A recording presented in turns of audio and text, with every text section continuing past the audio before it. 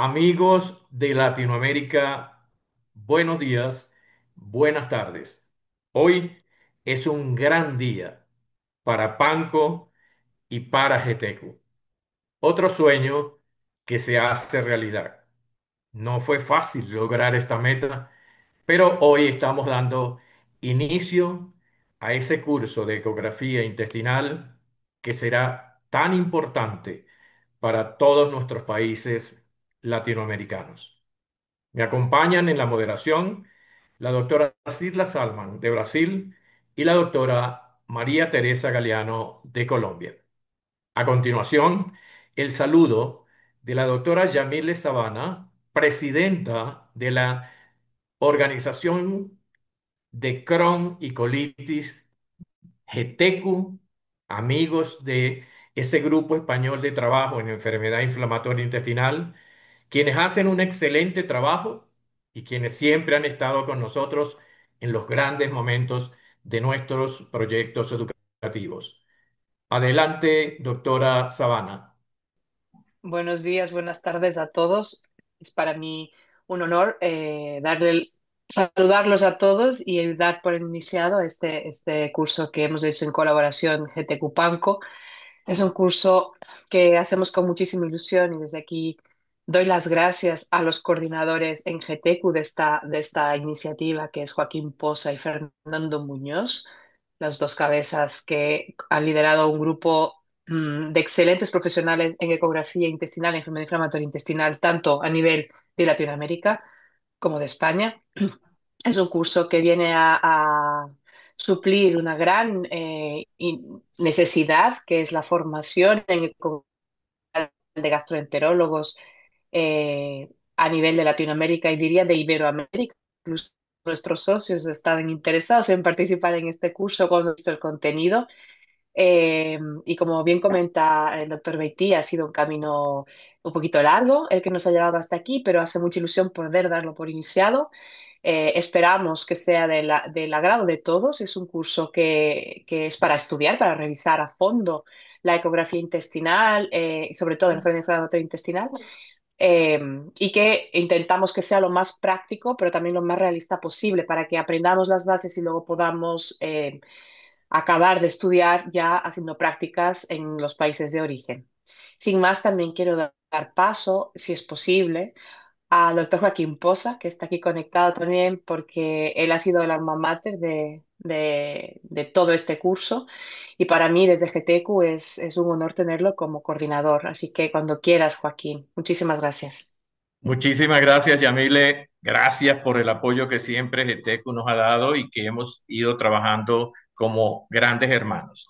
El doctor Joaquín Poza es médico especialista del aparato digestivo con especial dedicación en enfermedad inflamatoria intestinal y ecografía del tubo digestivo, investigador del grupo de enfermedades inmunomediadas del IDIPAS, coordinador de 4 ediciones del título de experto universitario en ecografía universal, de la Universidad de Alcalá de Henares, que ha sido calificada con el premio ASPIC Plata como el mejor curso de formación continuada en el año 2019.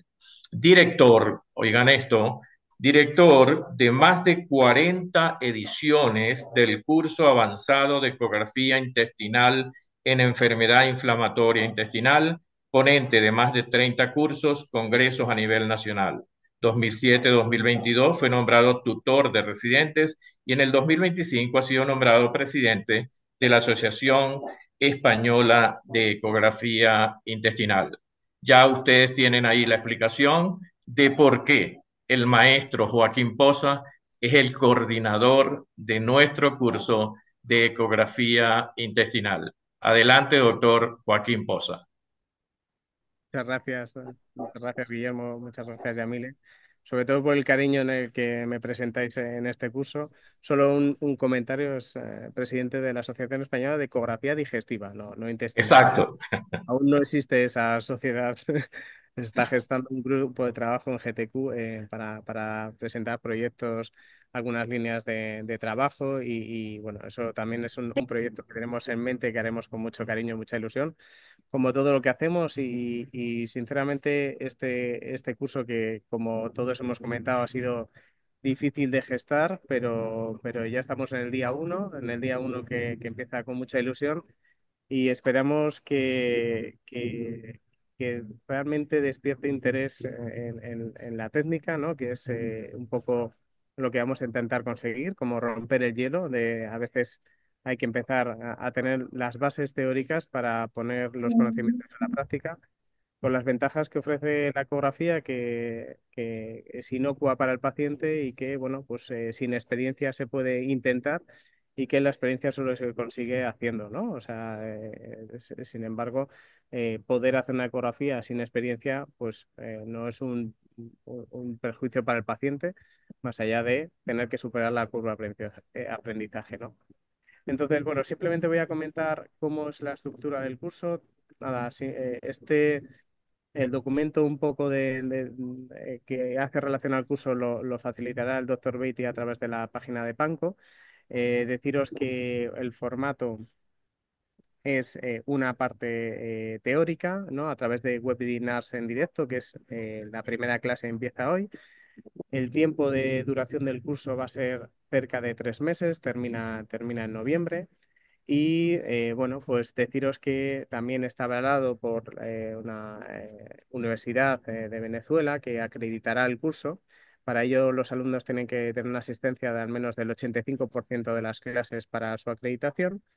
Y también el curso, como no puede ser de otra forma, va a contar con una serie de casos clínicos reales que va a reflejar un poco el aspecto práctico donde podemos utilizar la ecografía intestinal. Finalmente, para superar el curso, se presentará un examen tipo TEX en el que habrá 2 intentos para conseguir superar, como digo, y conseguir la acreditación. Empezamos hoy con la primera clase de introducción a la ecografía intestinal de la mano de los profesores que ahora el doctor Beitia comentará y presentará con mucho, como digo, orgullo e ilusión. Y esta es la estructura, los distintos temas que se van a presentar. Como digo, se va a profundizar mucho acerca de la utilidad de la ecografía en la enfermedad inflamatoria intestinal, que es donde vamos a poner especialmente atención. Y en los últimos 2 temas, pues se hablarán de otras patologías del tubo digestivo que nos ayudarán al diagnóstico diferencial, ¿no? Que esto es básico y esencial una vez que haces esta técnica. Y nada más, yo no quiero eh, gastar más tiempo en esto y dar el paso y el protagonismo a los profesores de hoy. Y nada, felicitaros a todos por los coordinadores y por el empeño y el entusiasmo en que este curso siga adelante. Y de verdad que solo tiene éxito si los alumnos están satisfechos con el curso y también abiertos a que nos planteéis aquellas cuestiones en las que creéis que esto puede mejorar. Nada más, un saludo y un abrazo a todos en Latinoamérica y en España y esperemos que os resulte de interés. Muchísimas gracias, doctor Poza, por el gran trabajo. Siga disfrutando de sus vacaciones porque sabemos que anda de vacaciones con la familia, pero reservaste estos minutos para todos nosotros. A continuación, las palabras de la doctora Sirla Salman, vicepresidenta de la Organización Panamericana de Crohn y Colitis Panco. Nós hoje estamos muito motivados com esse curso e, como Panco, sentimos a satisfação de haver dado este importante passo em trazer a ecografia intestinal à Latinoamérica, uma ferramenta necessária para o diagnóstico e seguimento do tratamento da enfermidade inflamatória intestinal. E agradecemos muito a GTECO su gran apoio para lograr esse objetivo tão importante. Estou falando muito rápido. Para termos tiempo con el curso. Muchísimas gracias, Irla. Un gran abrazo. Y a continuación, alguien que nos ha acompañado en la organización de este curso. Sabemos de su entrega al trabajo que realiza. Doctora María Teresa Galeano, adelante. Bueno, un abrazo para todos. Yo quisiera dar unas palabras como integrante del grupo de PANCO de gastroenterología de Latinoamérica. Estamos muy agradecidos con GTQ, la doctora Yamile Sabana, el doctor Poza y con Panco, con usted, doctor Beitia, porque es una necesidad sentida en todos los grupos de Latinoamérica para mejorar el estándar de manejo de la enfermedad inflamatoria, el conocimiento y la práctica de la ecografía intestinal. Ha sido un sueño, cumplimos hoy este sueño. Damos también las gracias a nuestros patrocinadores, en este caso, Laboratorio Savi, quien nos ha permitido la realización del curso. Esto es fundamental aclararlo. Es un curso gratuito. Es bellísimo que podamos llegar a todos. Es un inicio.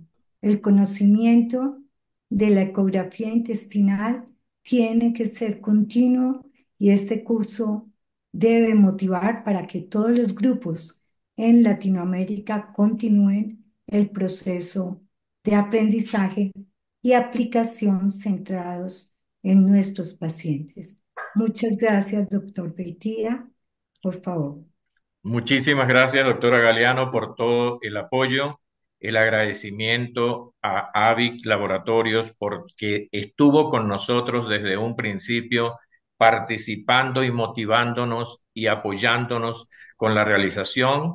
Luego se agregaron de Venezuela, por el mayor número de participantes de Venezuela, Laboratorios Calox, que está proyectando su apoyo, y el laboratorio Biotech, que nos permite hacer la plataforma para que esto sea un excelente trabajo. Muchísimas gracias, Avic, Calox, Biotech, por el apoyo para permitirnos llevar a cabo este interesante proyecto de ecografía intestinal que hoy se inicia en Latinoamérica, pero que es un largo camino y que después de terminarlo, la parte teórica virtual en noviembre, ya se pueden ir programando diferentes workshops en los diferentes países con nuestros médicos de Latinoamérica que ya se vienen formando en el área de ecografía intestinal. En un principio invitamos a IBUS para que nos acompañara con el doctor Kenneth, con la doctora Marjorie. Lamentablemente después no pudieron participar,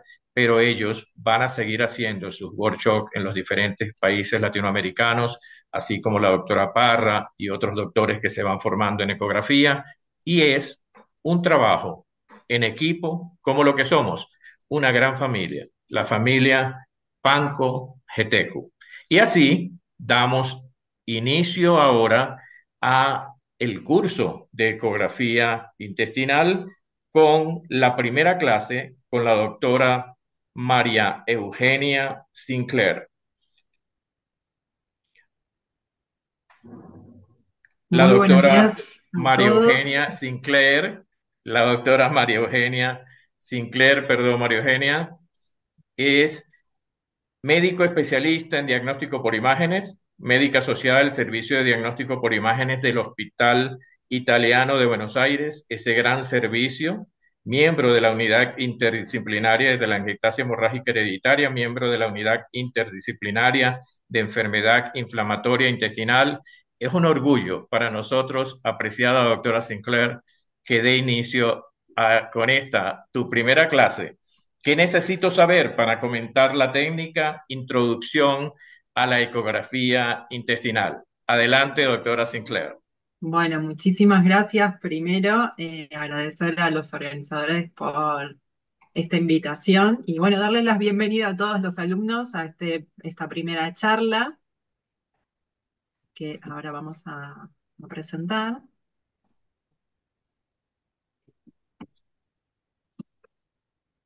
Muy bien. Estamos, ¿no? Sí, perfecto. Perfecto. Bueno, en esta primera charla vamos a introducir un poco de los conceptos de la ecografía intestinal, qué necesito para comenzar la técnica, equipos, sondas, bases de contraste y elastografía. Bueno, como bien me presentó el doctor Beitia, soy María Eugenia Sinclair, soy médica especialista en imágenes y trabajo en el Hospital Italiano de Buenos Aires, donde tenemos un equipo multidisciplinario de trabajo. Los pacientes son remitidos desde el servicio de gastroenterología al servicio de imágenes y nosotros aportamos desde nuestro lugar el diagnóstico a través de las imágenes.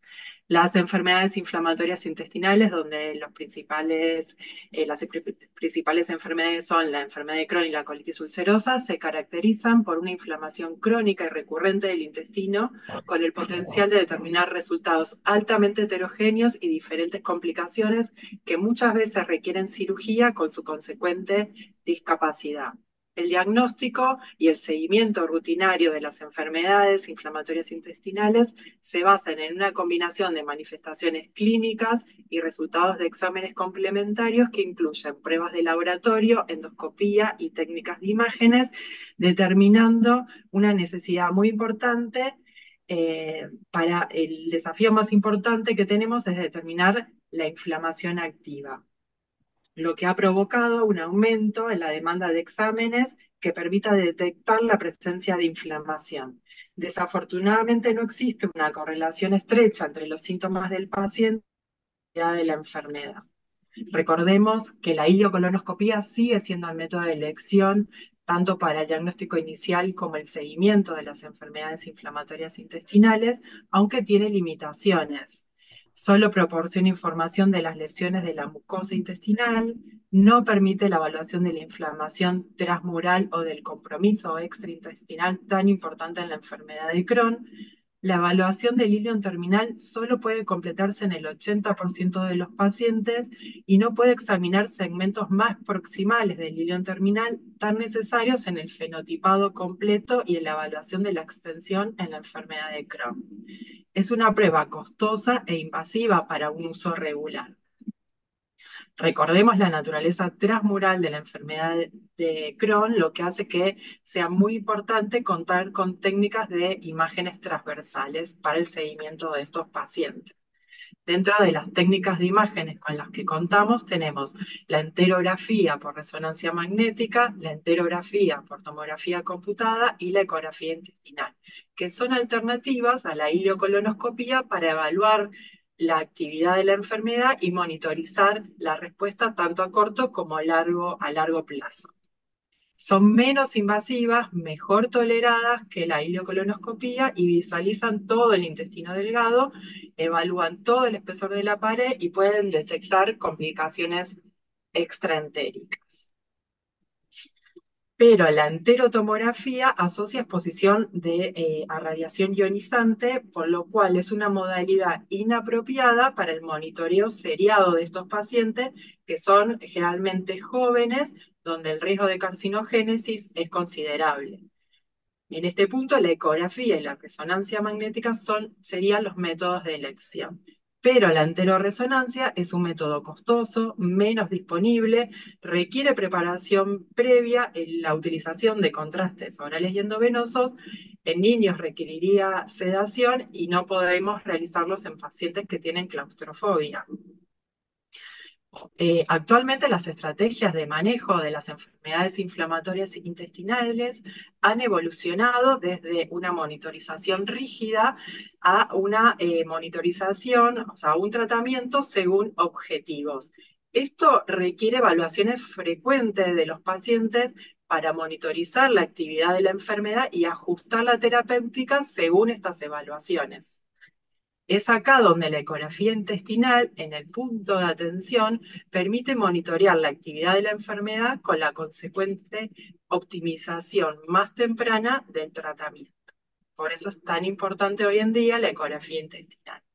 La ecografía tiene la capacidad para evaluar la inflamación transmural y las alteraciones de las estructuras vecinas con alta sensibilidad y especificidad. Pero tiene algunas ventajas y desventajas. La ventaja es que es un método accesible, que es un método barato, tiene la característica de la inmediatez, ¿sí?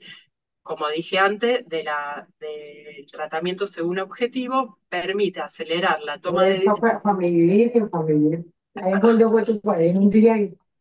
Permite acelerar la toma de decisiones con un alto rendimiento tanto en el diagnóstico inicial como en la monitorización del tratamiento. No emite radiación, no requiere preparación ni contraste, aporta más detalle que la tomografía en la valoración de las capas de la pared intestinal, además de que aporta valoración de la motilidad.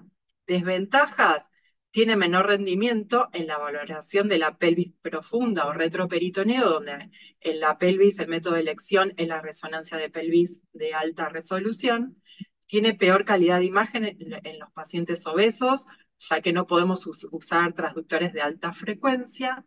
Es una técnica que requiere habilidad y cierta experiencia con una curva de aprendizaje elevada. Requerimientos básicos.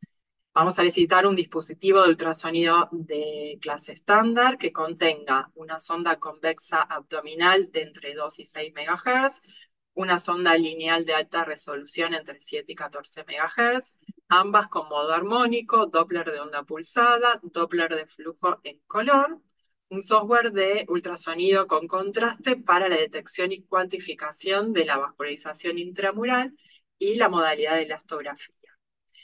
También requerimos de un médico experimentado con práctica en ultrasonografía, tanto abdominal como intestinal, un tiempo suficiente de al menos 30 minutos para el examen y información de estudios previos de los pacientes, cirugías y todo lo que podamos contar para enriquecer nuestros hallazgos. En cuanto a la preparación, la ecografía se puede realizar sin ningún tipo de planificación previa, no necesitamos ayuno ni preparación intestinal, pero sí recomendamos un ayuno de al menos 4 a 6 horas con el objetivo de disminuir el aire luminal y reducir el peritaltismo. SICUS es la sonografía con contraste del intestino delgado, en donde sí se administra una solución de polietilenglicol que varía entre 200 y 2000 mililitros. En promedio, todo el intestino delgado se podría visualizar en aproximadamente 45 minutos después de la ingesta de 600 mililitros. Mejora la resolución de la ecografía intestinal al separar las paredes del intestino y eliminar el gas intestinal, pero extiende mucho el tiempo de examen, ¿sí? Que va a variar entre 30 y 40 minutos más. Con respecto a las ondas, necesitamos, como dije antes, un transductor convex. Cada examen del intestino delgado debe ser precedido por el estudio abdominal con una sonda convexa. Esta va a ofrecer una imagen panorámica del abdomen. Vamos a estudiar tanto el intestino delgado como el intestino grueso y, si fueran requeridos, parámetros de flujos arteriales, tronco celíaco y arteria mesentérica superior.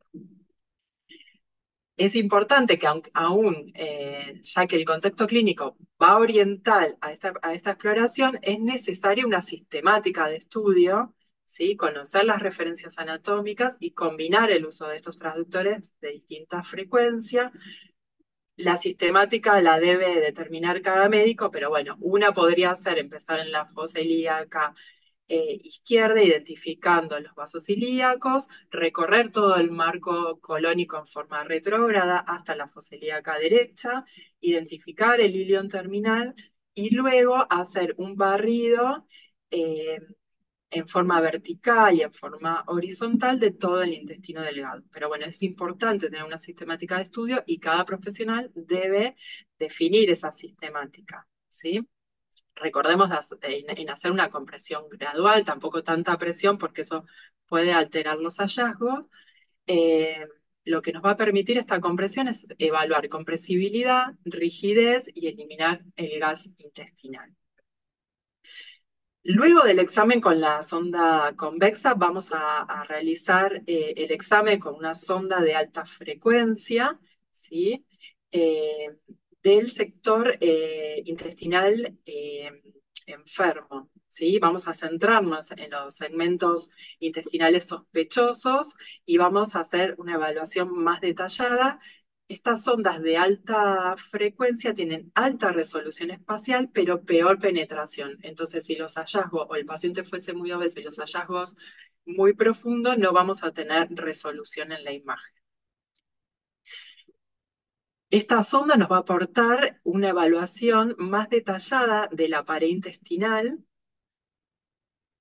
Cuando detectamos patología, lo que vamos a detectar va a ser el grosor de la pared, la estratificación, si está acentuada o si hay pérdida de la estratificación, la permeabilidad intestinal, dosis o dilatación y el patrón de movilidad. En las siguientes charlas, todos estos hallazgos lo van a describir con más detalle, ¿sí? Recordemos que el intestino inflamado desarrolla vasos sanguíneos a través de neoangiogénesis, generando hiperemia mural. Por eso, todos los estudios, además de la evaluación en modo B, debemos complementarlos con técnicas de Doppler, ¿sí? Entonces, el Doppler color tiene una alta especificidad en el estudio de la actividad inflamatoria. Entre las técnicas de Doppler tenemos el Doppler color, que vamos a utilizarlo para estimar la presencia, densidad o ausencia de las señales vasculares en esa pared intestinal engrosada. Nos va a permitir estudiar patología tanto intra como extraluminal y la imagen del flujo en grandes vasos abdominales. Es importante adecuar la sensibilidad del color disminuyendo la escala de velocidades para la detección de flujos de pequeños vasos.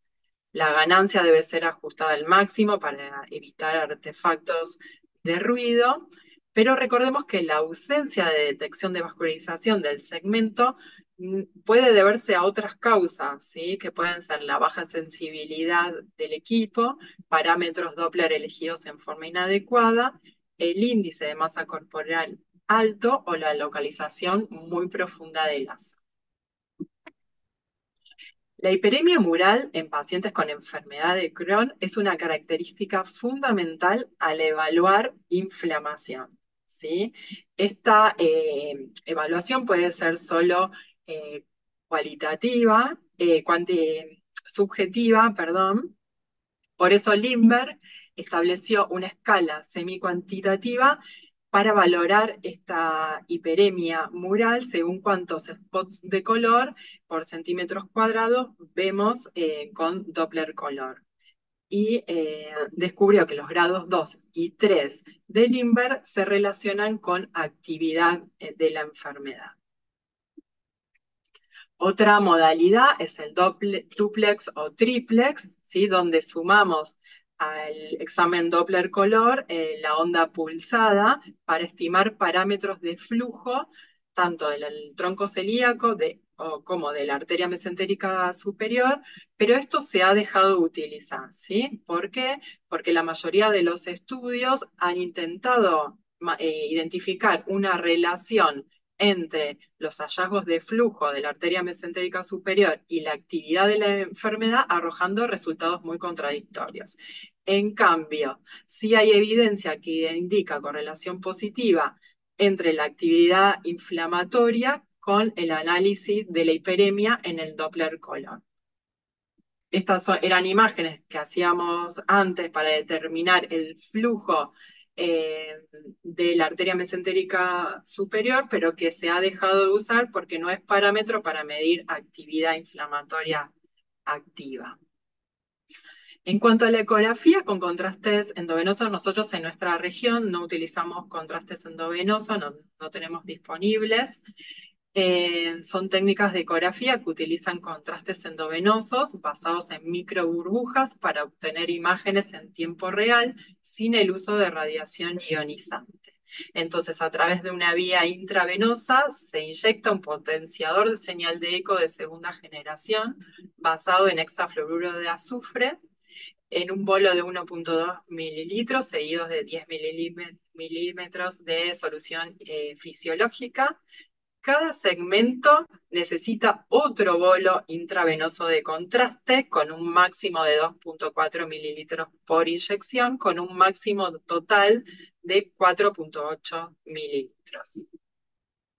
El contraste, recordemos que es netamente intravascular, no difunde a los tejidos, ¿sí? Lo que va a permitir es evaluar la microvascularización de esa pared intestinal, cuyo patrón de realce normal tiene 3 fases. Una primera fase, que es la llegada del contraste a los capilares sanguíneos entre 10 y 20 segundos.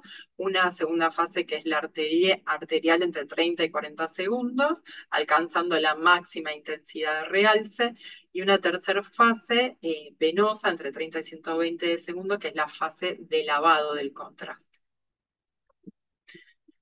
El índice mecánico es la fuerza del ultrasonido que ejerce sobre las microburbujas. Es muy importante mantener un índice mecánico bajo, máximo de 0,4, para evitar fenómenos de cavitación de esas burbujas, ¿sí? Generalmente los estudios de valoración de la pared intestinal utilizan un índice mecánico de entre 0,13 y 0,2, lo que permite una visualización adecuada hasta 15 centímetros de profundidad.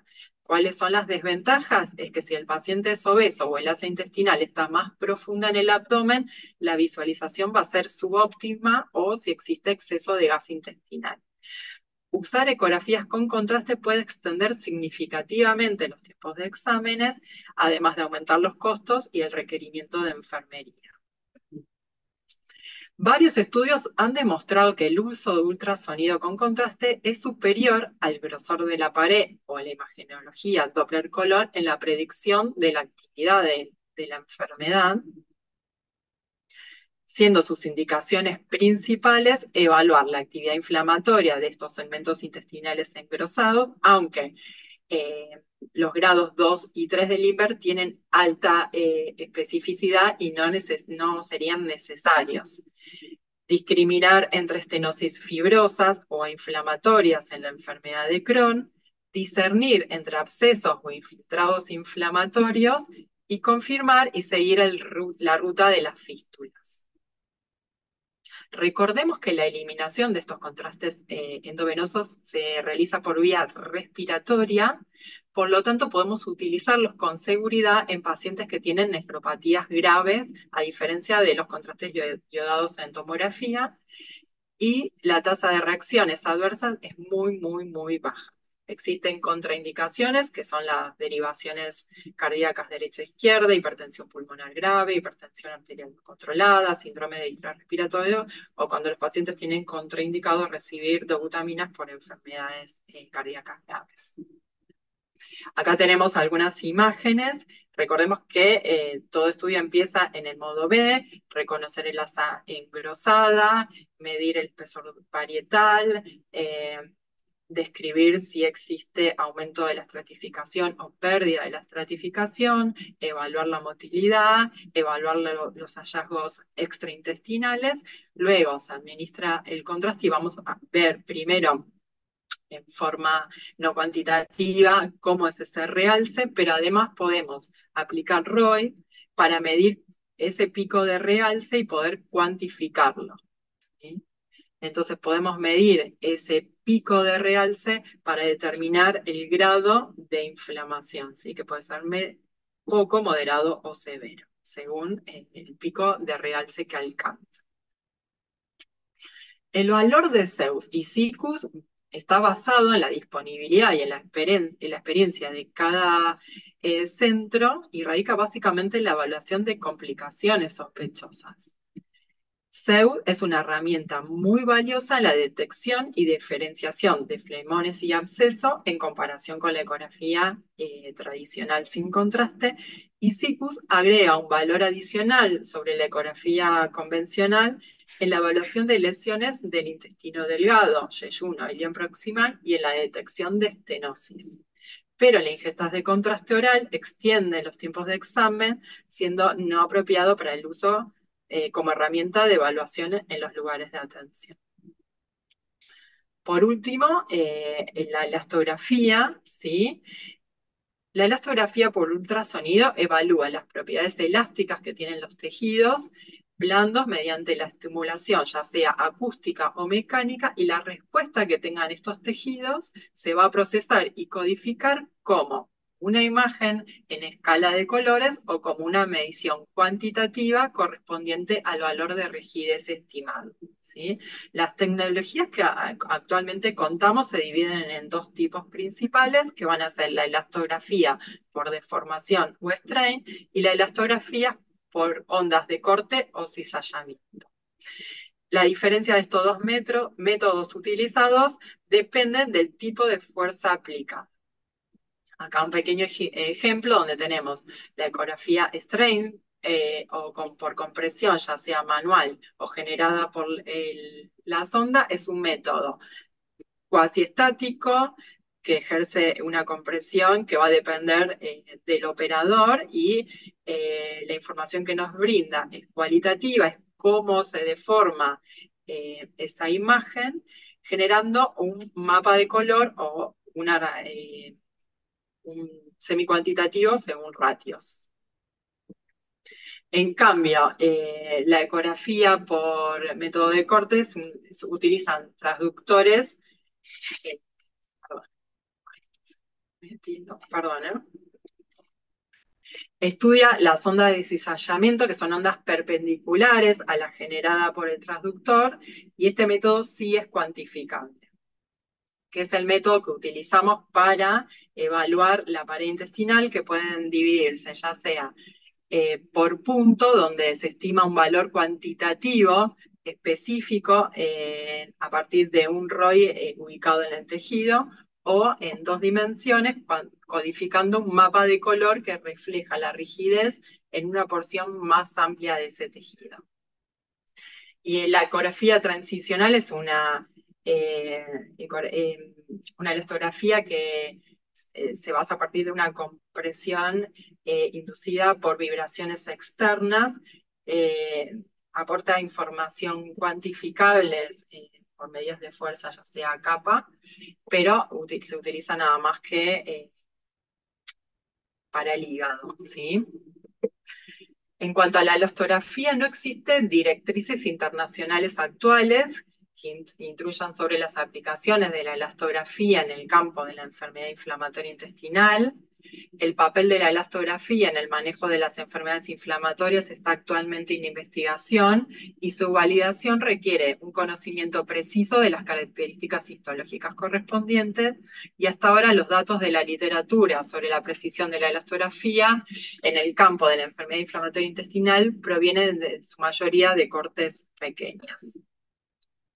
A modo de resumen de lo que estuve charlando en esta primera clase, que después van a ser más desarrollados en las siguientes, entonces el intestino, el sector patológico, lo vamos a evaluar primero en el modo B, con sondas convexas, con sondas lineales, luego el examen de la microvasculatura, ¿sí? Ya sea con Doppler color o con contrastes endovenosos, y por último evaluar la elasticidad de ese asa con métodos con elastografía.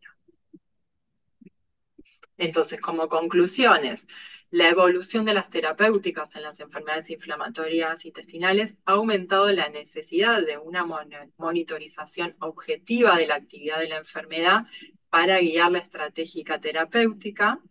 La cicatrización transmural se asocia con mejores resultados a largo plazo y se ha propuesto como una diana terapéutica deseable. La ecografía intestinal representa una modalidad no invasiva, precisa en la evaluación de la actividad de la enfermedad inflamatoria intestinal, en la detección de complicaciones extramurales y en el seguimiento terapéutico o recurrencia postquirúrgica. Es rentable, es reproducible, no utiliza radiación ionizante y se puede realizar en el punto de atención sin preparación específica previa del paciente, facilitando la toma de decisiones clínicas. Bueno, muchísimas gracias por su atención. Espero que les haya servido. Muchas gracias, doctora Sinclair, por su excelente conferencia.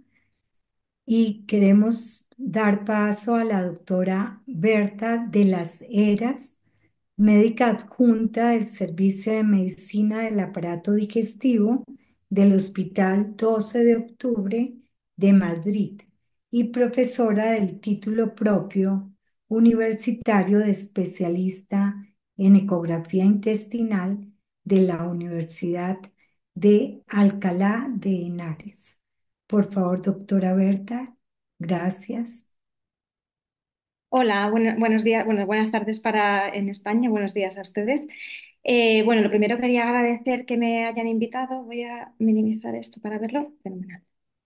Bueno, pues esta sesión tiene como objetivo que sea lo más práctica posible, que nos llevemos una idea de cómo enfrentarnos, ¿no? A ponernos delante del paciente y, bueno, ya tengo mi ecógrafo, tengo mi sonda de alta frecuencia y ahora, ¿qué tengo que hacer, ¿no? Para evaluar el intestino normal.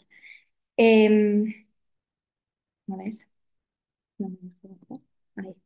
Bueno, como ha comentado la doctora Sinclair, con sondas de alta frecuencia vamos a ser capaces de discriminar las capas de la pared intestinal y esto hace que la ecografía por vía transabdominal sea una técnica que nos permite en tiempo real y en situación fisiológica evaluar, además de una forma no invasiva, no solo los aspectos morfológicos y de relación con otros órganos, sino también aspectos funcionales como el peristaltismo, el movimiento o el tránsito. Una de las características fundamentales que ha hecho que la ecografía intestinal se postule como una técnica adecuada para el diagnóstico y seguimiento en la enfermedad inflamatoria intestinal y sobre todo en la enfermedad de Crohn es su capacidad de evaluación transmural y también de los hallazgos extraintestinales, que supone una ventaja respecto a los estudios endoscópicos que bueno, se considera a día de hoy el gold estándar, pero no tiene la limitación de no permitirnos evaluar todo el espesor de la pared. Antes de ponernos a hacer la exploración, sería conveniente que sepamos el motivo de solicitud de la prueba o si somos nosotros mismos el clínico que lleva al paciente, pues tener claro para qué vamos a realizar esta exploración. Se agradece también que exista un ambiente tranquilo y adecuado en el que nos podamos comunicar con el paciente. La información que nos proporciona el paciente también nos puede ayudar. Durante la exploración podemos ir viendo el paciente si tiene algún tipo de sintomatología o si señala en algún punto en concreto.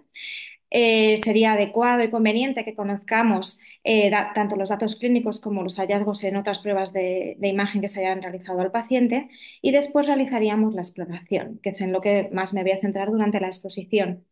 Después es muy importante que tengamos un buen registro de imágenes y que elaboremos un informe lo más detallado posible que nos vaya a permitir en sucesivas exploraciones comparar con la ecografía basal. Como comentaba la doctora, es una prueba que podemos hacer sobre la marcha, incluso en la propia consulta. No necesitamos una preparación estricta ni nada fuera de lo común. Es verdad que si está en ayunas el paciente podría ser más deseable porque el hecho de comer, de ingerir algo antes de la exploración puede aumentar el peristaltismo, puede aumentar la cantidad de gas, puede aumentar el flujo esplácnico y además podría limitarnos si en un momento dado decidimos utilizar algún tipo de contraste oral o intravenoso, pero no es imprescindible. La realizaremos en decúbito supino, aunque podemos valernos de estrategias de modificar la postura para visualizar zonas que a lo mejor no hemos podido observar bien y, como siempre, pues utilizaremos un gel que elimine el aire entre el transductor y la piel del paciente. Debemos conocer que hay segmentos que son más constantes y que son más fáciles de identificar, que en la mayor parte de los pacientes, salvo cirugías o malrotación o alguna cosa extraña, van a estar casi siempre en las mismas regiones y que son más fácilmente identificables. Luego existen otros segmentos no tan sencillos, pero que, bueno, con ciertos truquillos y cierta experiencia son más fáciles de evaluar y otros menos accesibles que en algunos pacientes no se llegan a evaluar bien, como podría ser el ángulo esplénico o el recto. Porque debemos tener en cuenta que, como todo en la ecografía, a mayor profundidad, pues perdemos resolución, ¿no? Entonces, pacientes que tengan obesidad o en segmentos que estén muy profundos, la exploración podría ser un poquito más limitada. Pero en ocasiones, como por ejemplo este es el caso de una paciente muy delgadita que tenía la vejiga llena, nos permite incluso ver el recto, ¿no? Que en ocasiones sí que podemos llegar a visualizarlo. Además, sabemos que por culpa del gas, ese gas que tradicionalmente había hecho pensar que la ecografía no era una buena técnica para evaluar el intestino, sabemos que el gas nos va a impedir ver sobre todo la pared posterior. Y aquí entra en juego el concepto de compresión graduada que ya ha comentado la doctora Sinclair. Que es un concepto que introdujo por ayer ya en el año 86 hablando de apendicitis aguda, Y en lo que tenemos que tener en cuenta es que al realizar la ecografía es como si estuviéramos haciendo una exploración a nuestro paciente. Igual que en la clínica hacemos una exploración más superficial y posteriormente pasamos a una exploración más profunda, pues sería un poco extrapolar esto al transductor, porque lo que vamos a hacer es, según la zona que estemos evaluando y según el paciente, si tiene mayor o menor fuerza en la faja abdominal, en la pared muscular, si tiene mayor o menor grasa visceral, si estamos evaluando un segmento más o menos profundo, debemos ejercer una compresión diferente. El comprimir nos acorta la distancia entre el intestino y la sonda, desplaza el gas, permitiendo evaluar la pared posterior. Es cierto que la mayor parte de las patologías que vamos a querer evaluar con la ecografía intestinal tienen una afectación circunferencial. No estamos esperando evaluar hallazgos que sean pues, de una sola pared del intestino, ¿no? No queremos con esto detectar pólipos de colon, por ejemplo, o otro tipo de lesiones. Lo que vamos a evaluar normalmente son inflamaciones que son circunferenciales y que aunque solo viéramos la pared anterior ya nos da una idea de qué es lo que está pasando en ese asa. Sin embargo, esta compresión graduada desplaza el gas hacia los lados y nos puede permitir ver la pared posterior. También permite evaluar el propio asa, a ver si está muy rígida o es compresible, y también nos ayuda a evaluar la grasa mesentérica en los segmentos profundos. Como ha comentado la doctora, se describen 5 capas en la pared intestinal. Estas capas no son exactamente, no se correlacionan exactamente con las capas anatomopatológicas. La capa hiperecogénica interna es esa línea hiperecogénica brillante que se observa cuando el haz de ultrasonidos atraviesa toda la pared intestinal y llega a la luz. La capa hipocogénica equivale a la muscularis mucosal. La intermedia, que suele ser un poquito más gruesa e hiperecogénica, es la submucosa. Después tendríamos otra capa hipocogénica que corresponde a la muscular propia. Y por último, otra línea fina hiperecogénica brillante que equivale a la interfase serosa, que es donde choca el haz de ultrasonidos cuando atraviesa el resto de tejidos y justo llega a la pared intestinal. Y pasando ya a la sistemática de la exploración, pues efectivamente cada médico debe tener su sistemática, ninguna sistemática es mejor que otra. Yo la que he traído aquí es la que recomiendan en la guía clínica de la Federación Europea de Sociedades de Ultrasonido de Medicina y Biología, pero valdría cualquiera siempre y cuando lo importante de una sistemática en ecografía es que cada uno tenga la suya, pero que la haga, porque es verdad que a veces vemos algún hallazgo, detectamos alguna cosa que nos llama la atención y eso nos desvía un poco la atención y puede que se nos estén escapando otros hallazgos en otras zonas. El hecho de hacer una evaluación sistemática nos hace que no se nos escape nada y luego ya podemos detenernos a ver exactamente lo que nos preocupaba, o bien por los hallazgos que hemos encontrado en esta primera evaluación sistemática, o bien dirigido a la sintomatología del paciente o al foco que queramos evaluar con más detenimiento. Entonces, he traído esta propuesta de sistemática de exploración, que es la que habitualmente empleamos en mi servicio, y bueno, recordar, ¿no?, que existen segmentos intestinales que son más constantes y que además muchas veces la sistemática, aunque tengamos un camino que seguir, digamos, si hay una zona que nos perdemos, no encontramos el siguiente tramo que queríamos evaluar, podemos pasar como a la siguiente estación y retroceder y de manera retrógrada volver, y a veces de esa manera sí que logramos ver eso que se nos estaba atascando. Son buenos puntos de anclaje, ¿no?, para reencontrarnos. El colon ascendente y el colon descendente, al ser retroperitoneales, están fijos atrás y aunque están profundos, tienen pocas estructuras interpuestas entre la pared abdominal y ellos, y con cierta compresión es bastante fácil de identificar, de manera que si nos perdemos en alguno de los otros puntos, pues siempre podemos volver a ellos para reencontrarnos, teniendo en cuenta, pues como comentaba, ¿no?, que el ángulo esplénico y el recto pues, pueden ser un poquito más difíciles de evaluar en algunos casos. Así nosotros solemos empezar la exploración por la fosa ilíaca derecha, eh, que para posteriormente realizar un barrido en el sentido horario de todo el marco cólico, alcanzando el sigma, y posteriormente haríamos un barrido que dicen en forma de segar el césped, ¿no?, subiendo arriba y abajo por todo el abdomen con el transductor, tratando de evaluar las asas intestinales. Para diferenciar entre yeyuno e ilion, aunque hay algunas características morfológicas que nos pueden ayudar, muchas veces utilizamos un criterio topográfico, aquellas asas intestinales que se sitúen más hacia la izquierda y más hacia arriba del ombligo serían yeyuno, y aquellas que se sitúen más hacia la derecha y hacia el hipogastrio probablemente serán ilion. Es verdad que para determinados segmentos pues la ecografía tiene una limitación para saber exactamente a qué distancia están o la zona afectada y demás, pero bueno, más o menos esto sería un poco para hacernos una idea. Y posteriormente, yo sí que recomiendo hacer otro segundo barrido en el que nos abstraigamos de las asas intestinales para fijarnos en todo aquello que esté por allí rodeando las asas intestinales que quizá no debería estar, ver la grasa visceral, ver los ganglios, adenopatías, masas y demás. Y bueno, por último, podemos echar un vistazo. Habitualmente no es algo que hagamos en todos los pacientes, pero es verdad que a veces pues, pasamos por delante del estómago y conviene que tengamos claras ciertas características para no confundirnos, sobre todo con el colon transverso. Y entonces también voy a dar unas pinceladas de cómo evaluaríamos las zonas del estómago que son accesibles a la exploración.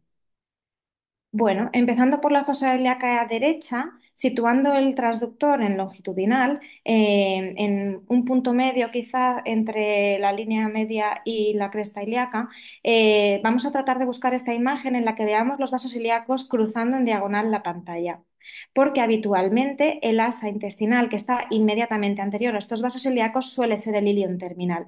Para que nosotros podamos decir que es el ilion terminal, pues deberíamos ver cómo termina, ¿no? En el ciego, pero bueno, no siempre es posible porque a veces el propio gas del ciego nos lo impide, pero bueno, ese sería un poco el objetivo. La pared normal del ilion terminal es menor de 3 milímetros. Si queremos utilizar un punto de corte, la mayor parte de los estudios utilizan punto de corte 3 milímetros, algunos 4, 4 daría mayor especificidad, 3 mayor sensibilidad, pero bueno, más o menos quedémonos con la idea de que la pared normal debería medir menos de 3 milímetros. Y es un segmento de intestino delgado que suele tener un peristaltismo menos evidente que las asas de yeyuno y menos evidentes las válvulas conniventes. Entonces, cuando identificamos este asa por delante de los vasos ilíacos, lo que haríamos a continuación sería ir girando un poquito el transductor y dirigirnos hacia el lateral para ver si conseguimos verlo, seguirlo, este segmento que, bueno, tiene pinta de ser el ilion terminal. Aquí este aire ya nos indica que esta zona será probablemente el ciego. Este es el músculo psoas, los vasos ilíacos. Entonces, esta es una imagen dinámica en la que observamos efectivamente que no tiene demasiado peristaltismo y este asa, pues probablemente sea el ilion terminal. Ahora veremos algunos vídeos en los que sí que se ve muy bien. En este caso estaba lleno de líquido de manera espontánea, no le habíamos dado contraste, pero estaba lleno de líquido, era un paciente con diarrea y el ciego, al tener líquido, nos permite muy bien ver esta imagen del ilion justo con los labios de la válvula iliocecal entrando en el ciego. Otra estructura que podemos evaluar en la fosa ilíaca derecha es el apéndice cecal. El apéndice cecal tiene las mismas características y la misma estructura en capa que cualquier asa de intestino delgado, de manera que si no vemos el extremo ciego podríamos verlo. De hecho, hasta el 50% de las veces cuando no hay apendicitis no se ve el apéndice. No es que no se vea, probablemente lo estemos viendo, pero no se identifica como tal porque si mide 7, 8 o 10 centímetros y no vemos el extremo ciego, pues lo confundimos con cualquier otra de las asas que están por allí. También otra opción para que no identifiquemos bien el apéndice es que sea retrocecal.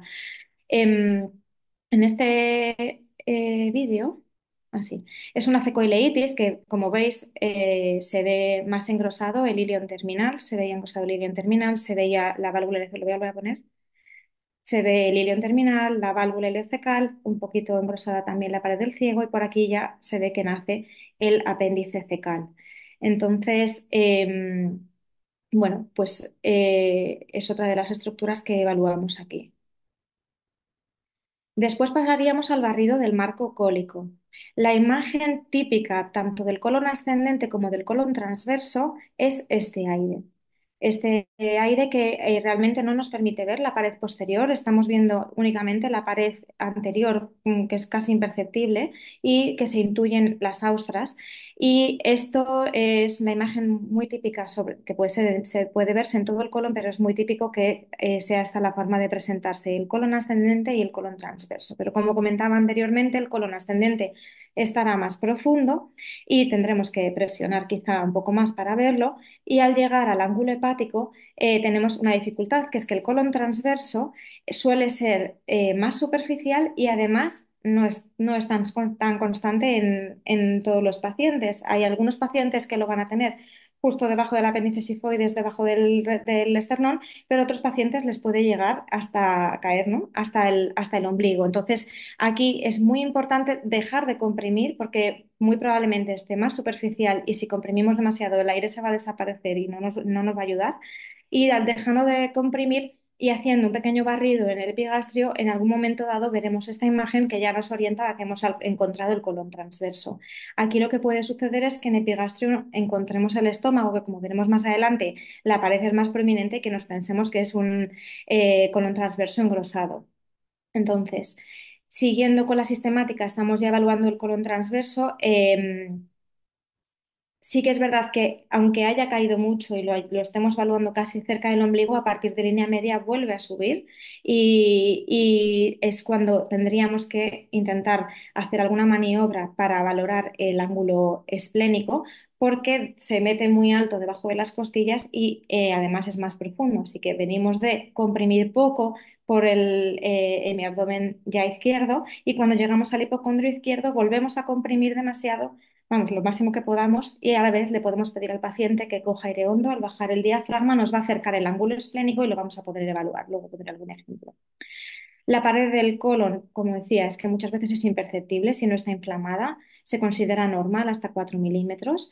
Y otra imagen típica es la imagen del colon descendente, que a veces lo vemos como hemos visto el ascendente y el transverso, pero otras veces lo vemos ambas paredes, tanto la anterior como la posterior colapsada. Es decir, aquí tenemos la pared anterior, esta línea pericogénica brillante sería la luz, y después tendríamos la otra pared. Y se ven colapsadas y así como en líneas paralelas, y a veces cuesta un poquito de identificarlo.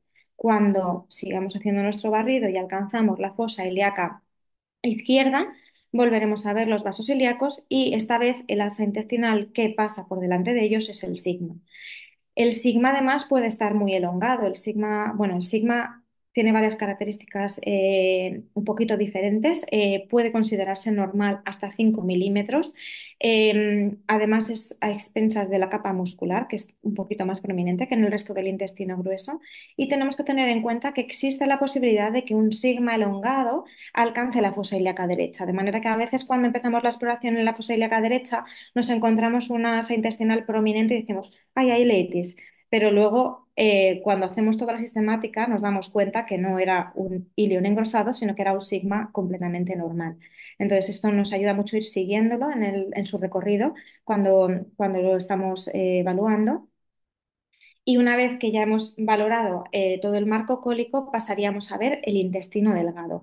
El intestino delgado lo vamos a ver con estos barridos. Bueno, recordar el criterio topográfico para diferenciar yeyuno a la izquierda y arriba e ilion a la derecha y abajo del ombligo, de esta línea imaginaria, y haríamos barridos escaneando el abdomen a lo largo de todo el abdomen. Entonces, esta es una imagen de un yeyuno normal en el que apenas costaría mucho, si quisiéramos medir la pared nos costaría mucho medirla porque no sabríamos bien, pero ¿dónde pongo el cursor? Pues bueno, no es necesario porque, porque afortunadamente cuando el intestino está inflamado, una cosa que quería comentar que no sé si dije anteriormente, es que a veces la exploración normal es más difícil de identificar todos los segmentos que la exploración cuando hay inflamación, porque la inflamación nos llama mucho la atención. La inflamación, el realce de la grasa que lo rodea, el intestino engrosado se queda fijo, no tiene tanto peristaltismo. Entonces, a veces, bueno, cuando estamos empezando queda un poquito la duda de, ¿será que no lo estoy viendo bien? ¿Será que no soy capaz de verlo bien? ¿O será que no tiene nada? Pero con la experiencia uno se va dando cuenta que cuando hay inflamación nos llama la atención y es difícil que se nos vaya a escapar y lo que pasa es que a veces las exploraciones normales, pues seguir todos los segmentos, pues cuesta un poquito más.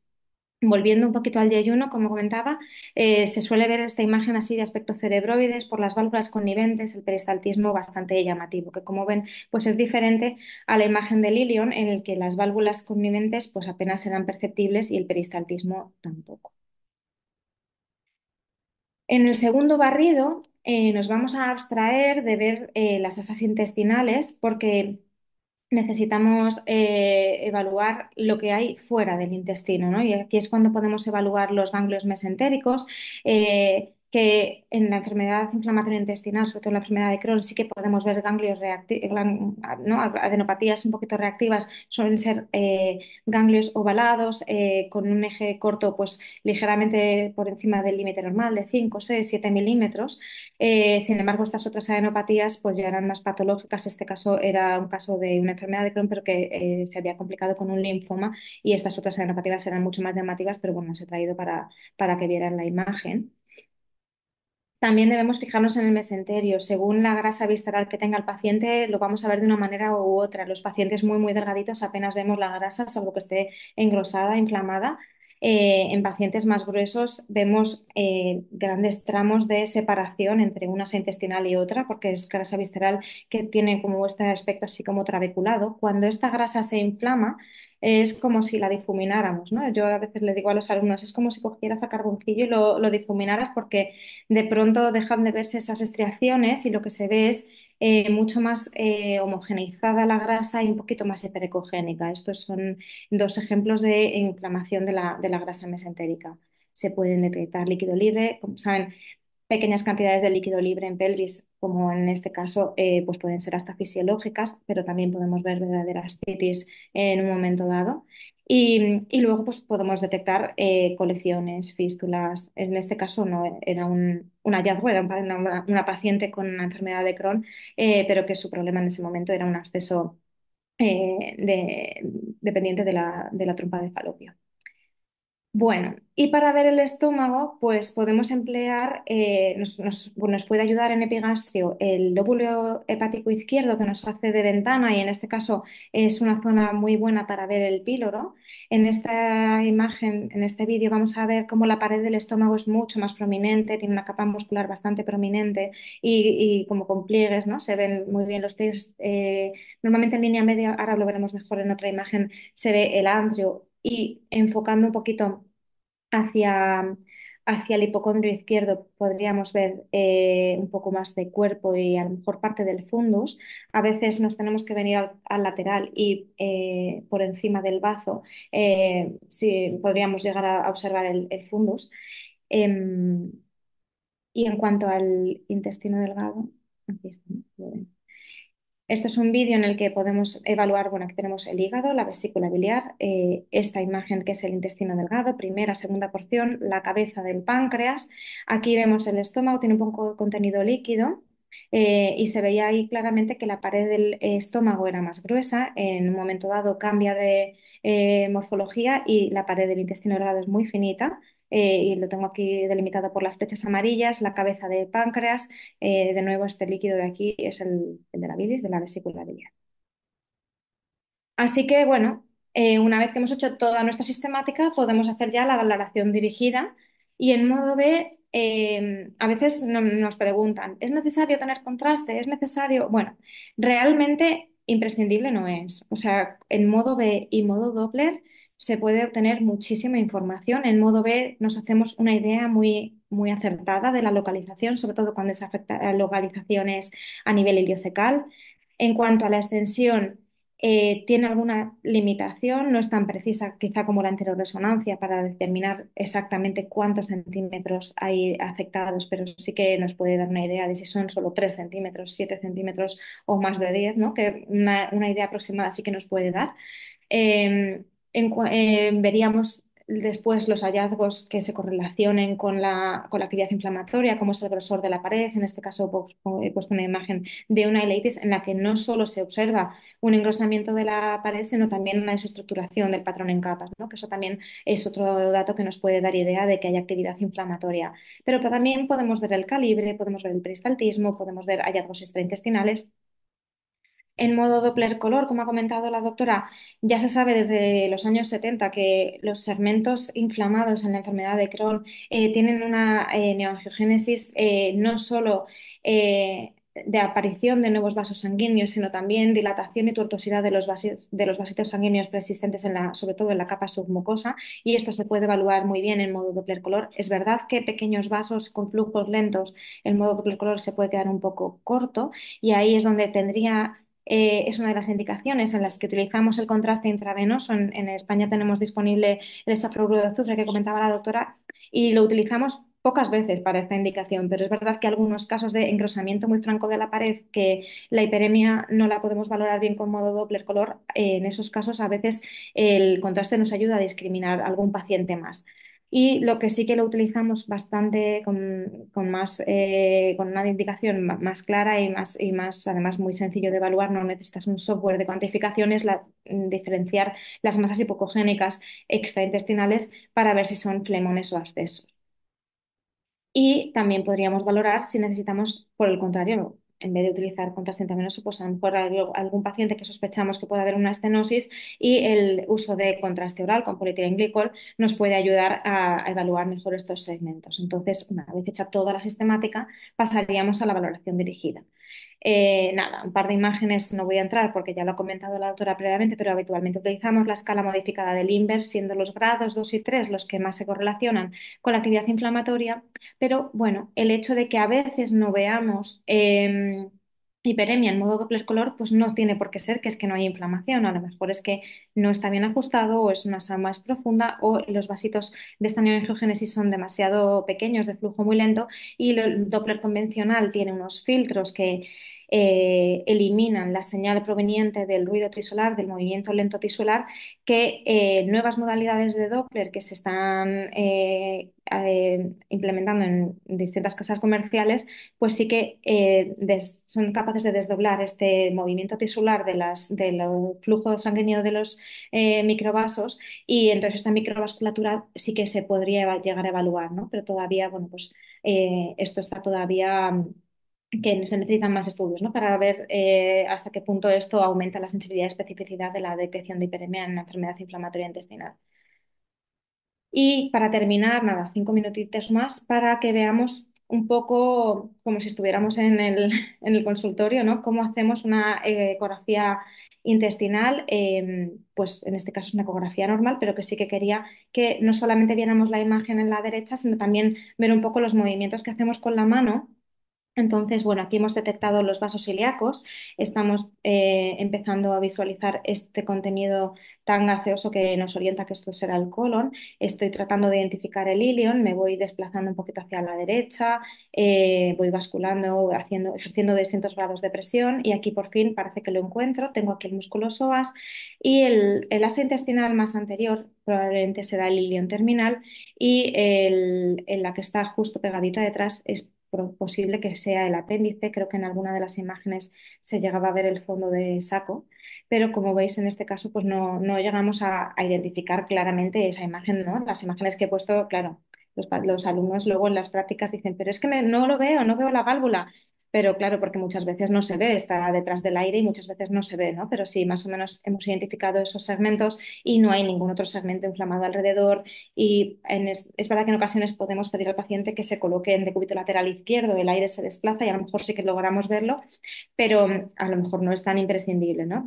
Conseguir la imagen perfecta de la válvula, pues no siempre se consigue. Cuando lo consigo, pues hago el vídeo para ponerlo en las presentaciones. Bueno, después de haber hecho toda la subida por el flanco derecho siguiendo el colon ascendente, ahora es cuando estoy buscando el colon transverso. Me guío por el aire, es el aire el que me va ayudando a identificar dónde estoy. Aquí se van intuyendo esas austras del colon. Como veis, prácticamente lo que veo es la pared anterior. Y ahora que voy a llegar justo al hipocondrio izquierdo, es cuando yo le pediré a la paciente que coja aire profundo, a la vez que yo comprimo bastante, como está muy delgadita y tenía muy poca musculatura abdominal, me permitía muy bien comprimir, de manera que no me resultó difícil en este caso evaluar todo el marco cólico en continuidad, el ángulo esplénico también lo hemos evaluado, y ahora estoy bajando por un colon descendente, perdón, que en este caso pues no estaba colapsado. Esto también, paradójicamente, aunque parezca que no, me está ayudando el aire, es el aire el que me va guiando para seguirlo. Aquí ya encuentro, estoy chocándome con la mano ya con la cresta ilíaca izquierda de la paciente y me he encontrado ya con los vasos ilíacos de este lado. Así que pasamos a la evaluación del sigma. Aquí giro el transductor, ahora lo estoy dirigiendo como si quisiera evaluar. A la vez que me desplazo hacia línea media, voy queriendo casi evaluar el pie derecho de la paciente, ¿no? Me voy basculando para ver ese sigma, cómo se va a esconder ya detrás de la vejiga. En este caso, aprovechando que tenía la vejiga llena, pues vamos a aumentar un poquito la profundidad, sabiendo que perdemos un poco en resolución para ver si conseguimos ver el recto. Aquí vemos el intestino delgado por la izquierda, el sigma a la derecha, vejiga llena de orina, debajo un útero miomatoso. Y a ver ahora si ampliamos la profundidad, probablemente, pues creo que es este el vídeo en el que se ve la imagen del, efectivamente, aquí tenemos el útero y un poquito basculando más hacia abajo, veremos la imagen del recto que, bueno, no tiene muy buena resolución. Era mejor la imagen que os puse al principio. Aquí atrás estaría el recto. Y ahora haremos el barrido para valorar el intestino delgado, subiendo arriba y abajo. Aquí tenemos otra vez músculos psoas del lado derecho, el ilion terminal, los vasos ilíacos. Y creo que ahora ya vamos a empezar con el barrido de arriba abajo. Me voy encontrando otra vez con el transverso. Ahora estoy tratando de centrarme en ver asas intestinales patológicas que, bueno, como es una exploración normal, no las vamos a ver, pero en un momento dado creo que sí que se veían las asas de Yeyu, ¿no? Es una paciente muy delgada, no tenía apenas faja abdominal, entonces esta sombra grande que vemos aquí abajo, es que son las vértebras, es que está todo muy comprimido en un espacio muy pequeño. De aquí que sea importante no hacer mucha compresión en esta paciente porque directamente es que nos vamos a ver prácticamente la aorta, la vértebra, pero bueno, por aquí en esta zona sin comprimir tanto vemos asas de intestino delgado normales. Y bueno, no, como es una exploración normal y por no demorar más, pues el segundo barrido lo haríamos, pero en esta ocasión, para abstrayéndonos de todo lo que sea intestino, para ver hallazgos extraintestinales, que en este caso no los había, y para terminar evaluando el epigastrio, pues vemos aquí el lóbulo hepático izquierdo, se ve el páncreas, la vena eh, esplénica por aquí atrás, aquí tenemos estómago. A ver si vemos bien otra vez. Esto es la cola del páncreas, cuerpo. Por aquí se va a ver la cabeza. Aquí tenemos el antro gástrico. Y en un momento dado, aquí esto también es antro gástrico. Y aquí eh, se empezaría a ver el intestino delgado. Tiene bastante gas. La vesícula biliar con un poquito de barro. Y esto es todo. A ver, no sé si dejo de compartir. Muchas gracias, Muchísimas doctora. gracias. Adelante, María Teresa. Mil gracias, doctora. Y tenemos en el chat muchas preguntas para las dos doctoras, la doctora Sinclair y la doctora de las Heras. Empecemos por la primera. El doctor Vamos a Bruno. pedirle, María Teresa, perdón, a la doctora Sinclair y la doctora eh, Berta y la doctora Sirla que abran sus cámaras para que en equipo despidamos la actividad y respondamos las preguntas. Vale. Bien. Empezamos por la primera pregunta. ¿Cuál es los valores utilizados en la escala de velocidades en el Doppler? Bueno, generalmente utilizamos escalas bajas, pero va a depender un poco de la sensibilidad de los equipos, ¿sí? Hay que ajustar la escala, tratar de que sea baja, más o menos en 4, pero bueno, como decía antes, depende mucho de la sensibilidad del equipo, de la contextura física del paciente. eh, y bueno, hay veces que si la asa está muy profunda y todo, podemos no encontrar signos de hiperemia parietal, pero no se debe a veces a que no existe actividad, sino que no tenemos sensibilidad con el Doppler. Pero bueno, por lo general, intentar disminuir la escala lo máximo que se puede sin perder señal. Hay otra pregunta por acá de la doctora Oriana Rojas. Entiendo que idealmente se debe cumplir el ayuno, pero si el paciente ingiere 1 litro de agua 1 hora antes del estudio, ¿podría aportar más valor para explorar las asas? Me ha pasado en pacientes preparados para ecografía renal y me ha parecido interesante. Yo creo que no aporta cambios muy significativos. Sí, por ahí distendemos el estómago, las asas intestinales proximales, pero no tanto para la evaluación del hilo terminal, que es donde asienta más frecuentemente la patología. Yo no encuentro cambios significativos. Sí, estoy de Bueno, acuerdo. El agua se absorbe proximalmente y por Exacto. eso, si queremos evaluar tramos más distales, por eso se recomienda el polietilenglicol, ¿no? Para atrapar ese agua que no se absorba eh, al inicio. la doctora Oriani Rojas pregunta también si cuento con un equipo con elastografía cualitativa que preseteo puedo usar. ¿Qué preseteo puedo usar? ¿Tiene algún aporte? Tiene dos preguntas la doctora, voy a leerlas ambas. Para evaluar el ángulo esplénico, ¿ayudan los cambios posicionales?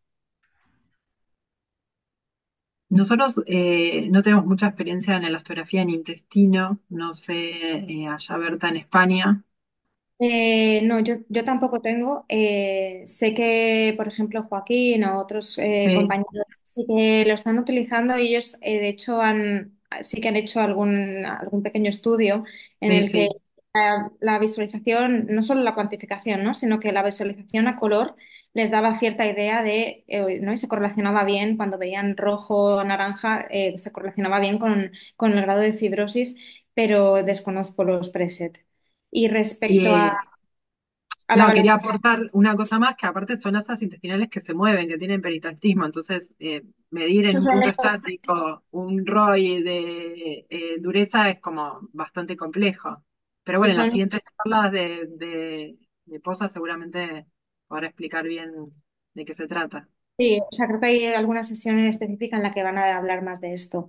En cuanto a la valoración del hipocondrio, o sea, del ángulo esplénico, la verdad que se describe, cuando lees teorías sobre la sistemática, la exploración y demás, se describe como un área inaccesible. Realmente yo tengo, en mi experiencia, no me parece tan inaccesible. Lo único que, bueno, pues hay que esmerarse en buscar la mejor imagen, ¿no? La ecografía muchas veces, pues es una técnica que requiere de arremangarse, intentarlo, coja aire, aprieto, no aprieto. Entonces, realmente yo más allá de, o sea, normalmente no suelo tener problema pidiéndoles que cojan aire profundo y clavando el transductor lo máximo que puedo hacia, como si quisiera observar el hombro izquierdo del paciente. De esa manera, la mayor parte de las veces consigo ver el ángulo esplénico. Es verdad que yo los cambios posturales lo utilizo poco. A veces cuando quiero valorar el área ileocecal, el apéndice, bueno, pues sí que ponerles el decúbito lateral izquierdo puede ayudar y otras veces, pues yo qué sé, si tiene una invaginación intestinal, si tiene una fístula, a veces sí que les cambias para ver si esa imagen te cambia, porque a veces, pues, que a veces son imágenes difíciles de interpretar, ¿no? Por mucha experiencia que uno tenga.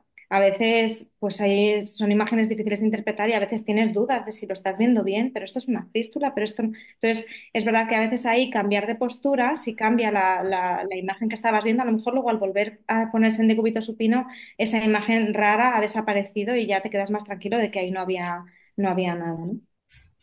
Tem, Perfecto. Mientras Coincido. continuamos con las preguntas, Irla y tem, María tem, Teresa, tem ya. uma pergunta que é se pode evaluar o tempo de vaciamento gástrico e de trânsito do intestino delgado durante o estudio. ¿Es posible? Normalmente no lo hacemos. Es verdad que sí que hay algún estudio dirigido un poco a evaluar esto, pero vamos, yo no he estudiado en profundidad, pues no es algo que hagamos habitualmente, pero es verdad que hace poco en el Congreso nuestro de Ecografía Digestiva mencionaron que sí que había algún estudio para evaluar el vaciamiento gástrico con ecografía, pero la verdad que no tengo experiencia, no es algo que habitualmente hagamos. Uhum. Respondo, Sirla, por favor. Preguntas que han hecho en el chat. Sí, vamos a enviar todo el material. Sí, dentro de pocas horas van a recibir por el correo curso ecografía intestinal latam@gmail.com y panco.org@gmail.com toda la información relacionada con el curso, el programa, las clases, los diferentes días y el reglamento que nos envía la Universidad Central de Venezuela, la Facultad de Medicina, con la importancia de las asistencias a las clases, que no debe haber más de un 15% de inasistencias. Continuamos, toda esa información se les envía dentro de unas horas. Adelante, Sirla. Tem outra pergunta: barra muito a sensibilidade do método se realiza imediatamente antes ou depois da endoscópia digestiva alta, o colono? Y si es inmediatamente después de una videocolonoscopía, el aire que instilan É. adentro del intestino va a dificultar un montón el examen. Sí, por lo general esperamos un par de días para que eso disminuya.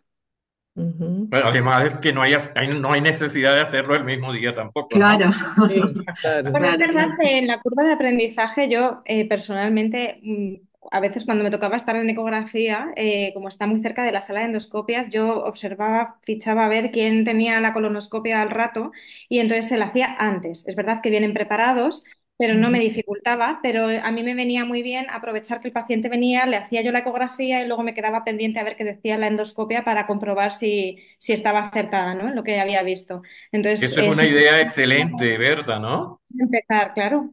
Es que Sí. es lo que ha dicho antes el doctor Poza, ¿no? Que realmente la ecografía tenemos la ventaja de que no es una prueba dolorosa o molesta para el paciente y entonces no pasa nada porque empecemos a hacer sin tener mucha idea, siempre y cuando pues la información que saquemos sepamos nuestras limitaciones. la Pero es tratarla, que claro. hacer ecografía se aprende haciendo ecografía, ¿no? Y comparándolo con otras pruebas. Pero ese momento que tú dices es importantísimo, hacer la ecografía antes y la colonoscopia después, eso nos deja mucho aprendizaje, correlacionamos. Exacto. Uhum. É verdade.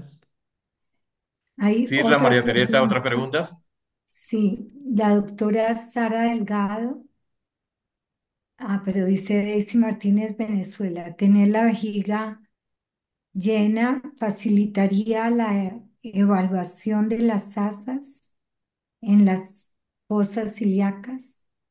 No, como mucho te facilita la valoración del recto y malamente en pocos pacientes. O sea, no es algo necesario o no es que si el paciente da la casualidad que tiene ganas de ir al baño, le estás haciendo la prueba y puedes aumentar un poquito la profundidad y ver el recto, estupendo, pero nosotros no es algo que le pidamos a los pacientes que vengan con la vejiga llena, no. Para valorar las fosas ilíacas o para valorar el resto de asas no te va a ayudar nada, ni te va a dificultar, te va a dar igual. Uhum. Hay una pregunta anterior que ¿con qué frecuencia se debe realizar el ultrasonido intestinal? Bueno, en realidad creo que habrá más charlas porque hay charlas dedicadas un poco al diagnóstico y seguimiento. Yo os puedo comentar mi experiencia. Nosotros en nuestro medio la hacemos al debut de la enfermedad y normalmente el debut de la enfermedad también hacemos una anterresonancia y si los hallazgos en cuanto a extensión, localización se correlacionan, probablemente en el seguimiento dejemos a un lado la anterioresonancia para casos más seleccionados, tenemos menos disponibilidad de ella y es más cara. Y la ecografía se haría, dependiendo del paciente, siempre antes de un cambio de tratamiento y luego, dependiendo del tratamiento que se haya puesto, pues a los 3 6 12 meses, como muchísimo cada 12 meses. Normalmente en nuestros pacientes que están muy estables y sin cambios, lo hacemos cada 6 meses. Y si hay algún cambio o el paciente viene malo a la consulta, pues es verdad que pues a lo mejor no se hace en el momento, pero pues que se venga mañana y se la haga. O sea que tenemos muy buena disponibilidad, muy buen trato con los clínicos como para hacerla siempre que el paciente necesite, pues con cierta celeridad. Berta, he leído que en casos de colitis ulcerosa severa, el realizarlo al cabo de 3, 4 días me brinda importante información para ver el grosor de la pared. Sí, de esto hay mucho ahora. Hay varios estudios en marcha, hay algunas series retrospectivas, pero hay algún estudio prospectivo en marcha aquí en España. Efectivamente, en la colitis ulcerosa tiene también su papel y uno de estos papeles importantes es en el brote grave. En el brote grave que o bien no has podido completar la endoscopia de tan mal que estaba, ¿no? De tan grave que estaba por riesgo de iatrogenia, te puede ayudar a saber la extensión proximal que no has alcanzado a ver. Y luego hay algunos estudios efectivamente que valoran tanto el grosor basal como el cambio, ¿no? La disminución del grosor en los primeros días de la respuesta al tratamiento como diría yo, factores pronósticos a largo plazo, o sea, que esos cambios al inicio ya van a ser capaces de predecir la respuesta a largo plazo, el riesgo de colectomía a largo plazo. É, Gracias. Oriane ha perguntado uma coisa que as pessoas que estão acá estão muito motivadas, mas querem saber a partir de quantas ecografias se considera que se ha alcançado a curva de aprendizagem para realizar sem supervisão. No sé si quiere contestar Eugenia o... Por lo general, no sé cuántas, pero dicen que como un año de entrenamiento, depende de los conocimientos previos, ¿sí? Uhum. De cuántos conocimientos previos del método uno tuviera. Eh, pero bueno, más o menos una curva de aprendizaje generalmente dicen de un año más o menos. Puede ser Sí, menos. Tu pensas que é importante hacer, por exemplo, curso de aprendizagem de ultrassonografia general abdominal antes, Y sí, incrementa? sería sería excelente. Sim, sim. Sí, para dominar el método, la técnica. Claro. Uhum.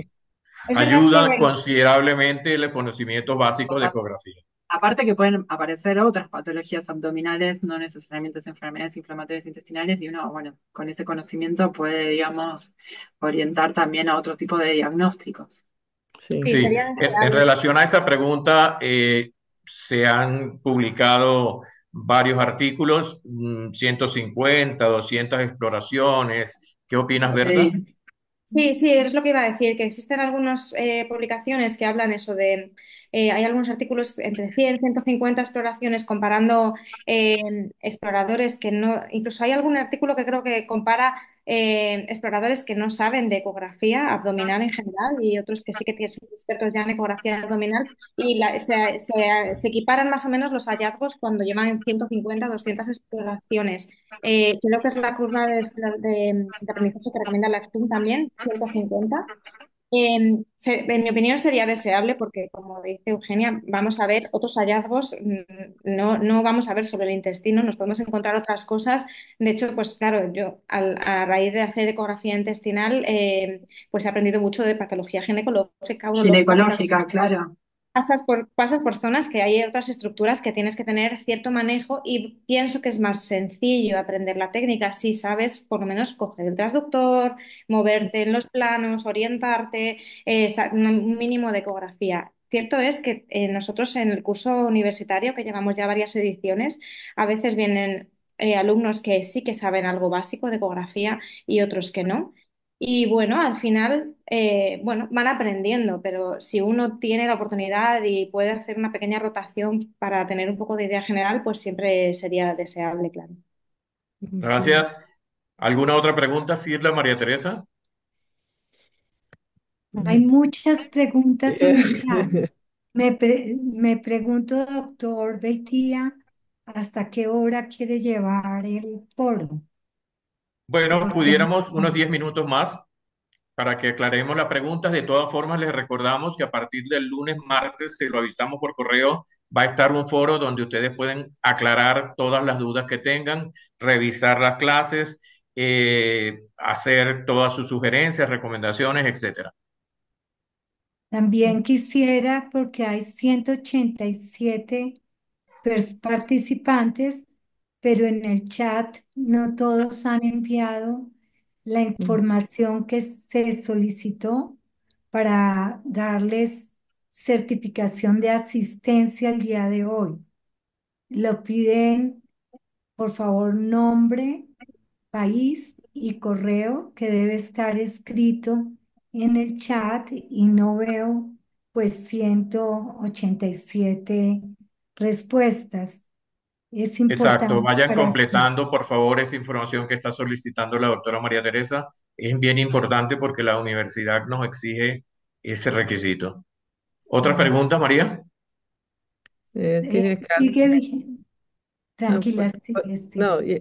tem acá a doutora Henares, quando realiza o barrido em la fossa ilíaca direita para ver o intestino delgado, obtenemos boa imagem tanto em la enfermidade de Crohn e colitis ulcerosa. Además, qual seria a melhor sonda de alta frequência? Em, la primera pregunta no te entendí bien. No, no Eu se também não entendió. entendi muito bem. Ah, vale. Bueno, bueno, pues iré con la segunda pregunta. Es que no he entendido bien. Bueno, la sistemática y la exploración, yo empleo la É. misma, ya sea una enfermedad de Crohn, una colitis ulcerosa, una diarrea o una colitis isquémica. Sí. La Uhum. sistemática va a ser la misma y no tiene que ser la mía, sino que cada uno lleve la suya para no saltarse ningún paso. En cuanto a las ondas, es verdad que una sonda convexa te da más perspectiva, más panorámica, te permite orientarte mejor en las distintas estructuras y sin embargo las ondas lineales a veces tienen esta visión más seccional, ¿no? Recta, que ves el segmento muy bien, pero a una profundidad a lo mejor de 4 o 5 centímetros como mucho y entonces aunque te da muchísimo detalle, te pierde un poco y no sabes muy bien qué asa estás valorando. Entonces, existen unas ondas convexas de alta frecuencia, de una frecuencia intermedia, pues entre 5, 7 y medio, 8 megahercios, y estas para mí son las más cómodas de utilizar porque de una, salvo pacientes muy obesos o que estés valorando zonas muy profundas, que a veces sí que tienes que cambiar a la sonda convexa convencional, realmente de una en esas ondas convexas de alta frecuencia tienes bastante detalle como para describir bien los hallazgos inflamatorios, pero también te orientas muy bien y ves el resto de estructuras. Bueno, Entendi. aparte son estudios dinámicos, nosotros vamos cambiando de transductor, por lo menos yo, de lineal al convex, según lo que estoy viendo, ¿sí? No es que termino la sistemática con el convex y paso al lineal y termino en el lineal, sino que muchas veces voy como eligiendo y cambiando de traductor según lo que voy viendo y la resolución que me da cada uno. Uhum. Ok. Otras preguntas que ustedes vean por ahí, doctora Cirla, doctora María Teresa, ya hemos respondido varias. Yo creo que Tem estamos uma, próximos a tem, dar cierre a esta interesante reunión. uhum. Tem um Perfecto. lugar que. Não, foi a Maria Tereza. Isso aqui. Sigue vigente la llamada marca o huella intestinal que describe una estructura tubular normal con halo hipoecoico y centro hiperecogénico de grosor homogéneo y las imágenes patológicas llamadas en diana o pseudo reseña cuando son patológicas. ¿Se entendió esa pregunta? Es de la doctora Sara Delgado. ¿La repito? Si era Dale. como una pregunta relacionada con lesión focal. Sí, no, pero es que no veo conectadas las dos doctoras. Sí, ¿Están estoy conectada, pero conectadas? no Sí, Sí, estoy sí, ya. entendiendo. están. Sí, sí.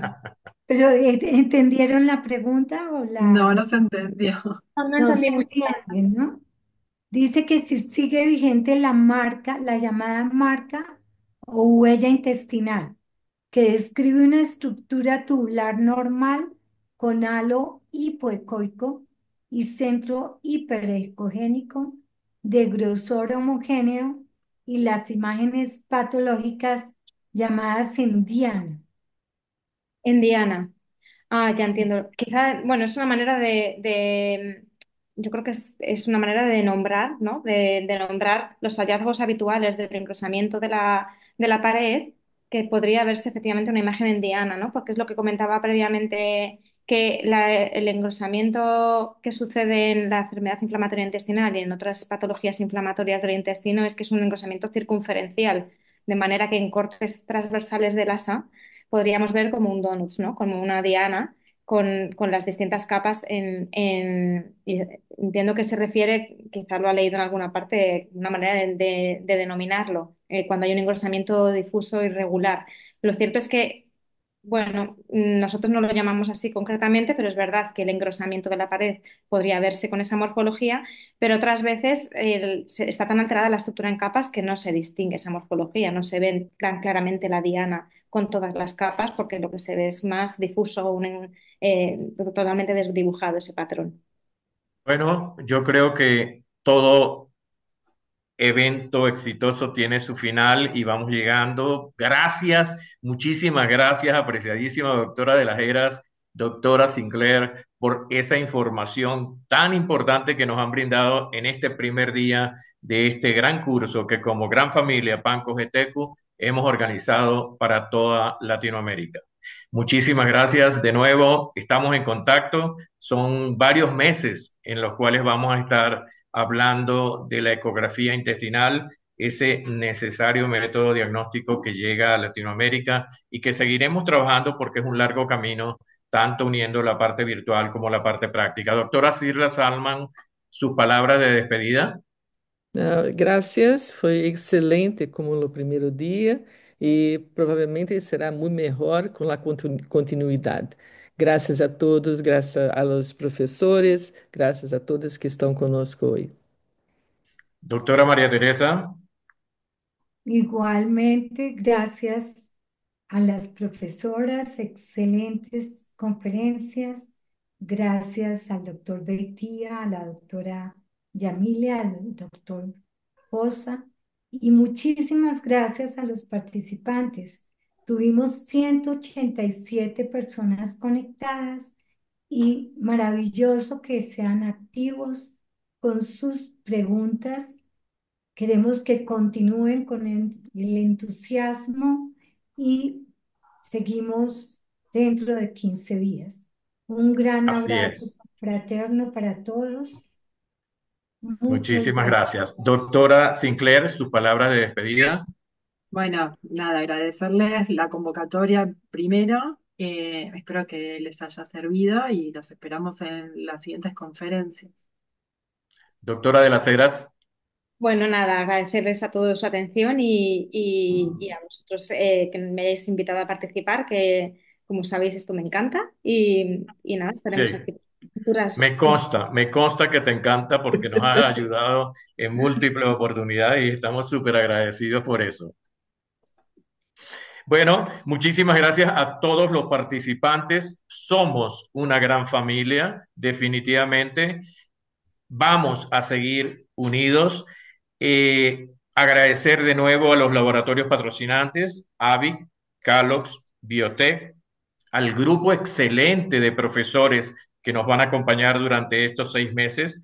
Joaquín Poza, maestro, que ya vimos el currículum que tiene, doctora Berta de las Heras, de los cuales nos sentimos orgullosísimos que estén integrando este equipo de docentes, el doctor Fernando Muñoz, presidente de la asociación o expresidente ya de la Asociación de Ecografía, la doctora Cristina Suárez, que nos acompañará en próximas clases, doctora Sinclair, muchísimas gracias, y la doctora Mariana Kucharczyk, que veremos y conoceremos en los próximos días cuando les toquen los correspondientes temas. Llega el momento de despedir y dándole gracias a Dios por permitirnos hacer estas cosas buenas para toda Latinoamérica. Nos llena de entusiasmo absoluto. El sueño se hace realidad. Así como lo he dicho en varias oportunidades con varios proyectos de Panco, se hace realidad este sueño que nos propusimos desde hace mucho tiempo y hoy estamos dándole inicio a este gran proyecto. Y justamente coincide este programa tan entusiasta, tan optimista, tan necesario, con que dentro de pocas horas ya hacemos el cambio de junta de directiva de Banco y qué satisfacción se siente cuando lo hacemos con actividades tan importantes como estas. tan necesarias para Latinoamérica, nos llena de orgullo, nos llena de satisfacción.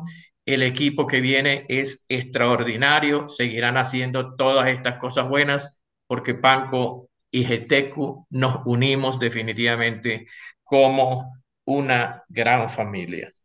Enviaremos, como se los dije hace rato, toda la información que van a requerir para que estén actualizados en el programa, en el reglamento de la universidad y en las próximas clases con los títulos de las conferencias y los días y las horas en las cuales se van a impartir.